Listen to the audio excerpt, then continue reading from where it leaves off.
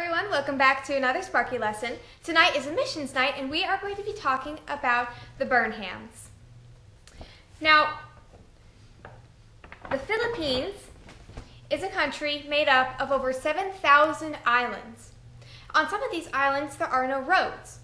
So in order to get supplies from point A to point B or get people to hospitals, they use planes.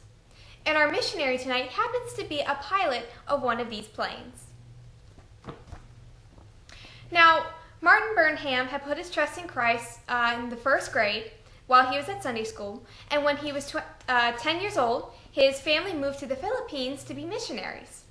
Now, he still had to go to school, but his family was living in the jungle, so he was sent to the city and lived at the school there in the city.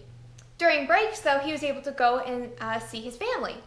Now, he was very excited about this, and not because he could get a break from schoolwork, but he got to ride in a plane, and he loved airplanes. As he got older, his fascination for them grew, and he would build little models of airplanes out of bamboo, and one of the models that he made had a little tiny engine in it. He decided that he was going to go to college one day, become a pilot, and make tons of money. So when he was old enough for college, he returned to the States, but ended up actually going to a Bible college. There he decided he would be a missionary pilot, which pretty much is a missionary, but someone who pilots a plane. So what happens is that while there at Bible college, he is able to go to an airport that's nearby and learn how to fix planes, how to fly them, and teach the same skill to other people. Now at the same time, there's a girl by the name of Gracia Jones, and she was around the same age as Martin, and she too put her trust in Christ at a young age, and she really loved to read books, more specifically about two missionaries, one being Amy Carmichael, the second being Mary Slessor. Now, she also loved to talk to people. She's very much of a people person. She liked to organize things, help plan parties, and make music.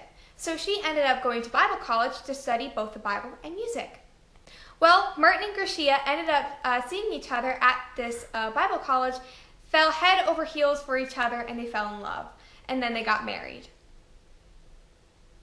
So they both decided that they wanted to be missionaries to the Philippines. But there was a lot that they had to do before they could be missionaries there. So they joined a group that taught others skills that they needed to be able to survive in the jungle. And what ended up happening was that they had to go into the jungle and they had to build a home, and they had to cook in the jungle, and they had to do this for 6 weeks. Well, one day Martin is out getting his doing his pilot test, and Gracia received news that it was time to return to the main camp. So she had to pack up the entire camp, put it on a raft, and then in a way sail it down the river back to the main camp. When she got there, she of course unloaded everything, met a woman, and they began to talk. And she told this woman how difficult it was for her to pack up everything and get it down back to the main camp. She was surprised to find out that this woman had to do the very same thing. But this wasn't a part of her training. Her husband ended up having a heart attack in the middle of the jungle. He had to be airlifted to a hospital. She not only had to pack up the entire camp, but she also had children. Gracia's eyes were opened. She realized that anything could happen to them in that jungle, and she also understood that they were being prepared for something, but she didn't know what. Well, they were finally prepped and had the skills that they needed, and they were ready to go to the Philippines. Now, they had to sell their home here in the States. They had to leave family and friends behind. But they were willing to do this. They wanted to share the gospel with the people of the Philippines. Now, Martin was flying a plane, a small white plane with a red stripe on it, and he would carry things like different types of supplies, food, medicine, sometimes fuel, even people. And what Gracia would do is that she would look at news for weather. If there was a storm coming, other emergencies, and she would let Martin know about it. So they had been doing this for about 16 years, and they ended up having 3 children. 2 of them were boys, named Jeff and Zach, and then they had a girl named Mindy. Now, they would come back to the States every so often to visit family members and friends and things like that, and then they would go back to the Philippines. To celebrate their 18th wedding anniversary, Martin and Gracia Burnham went to the island of Palawan. Now, while they were sitting in their beachside cabin one night, there was banging on the door, and then 3 men burst in and took them hostages along with other 18 people. These bandits were upset to find out that the Burnhams were missionaries. You see, they were holding the people for ransom. In other words, they were not going to release them until they got money for them. With the Burnhams being missionaries, they had little money. They probably knew people with little money, so they weren't going to get anything for them. So they decided to deal with them last. For weeks and weeks, they were forced to walk through the jungle because the Philippine army was actually trying to find these people and rescue them. Their feet were cut, they were bruised, they had little food, little water, oftentimes were sick, and Martin was handcuffed almost the entire time, even when he was sleeping.